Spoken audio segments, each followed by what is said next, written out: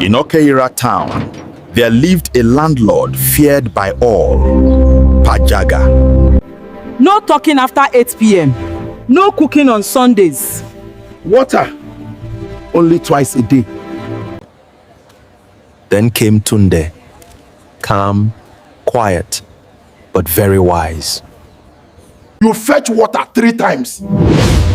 No, sir. That was air cooling itself. Next rule.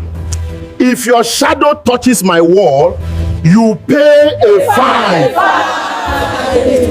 So Tunde removed his shadow completely.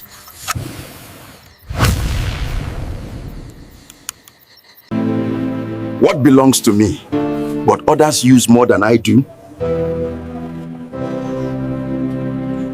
Your name.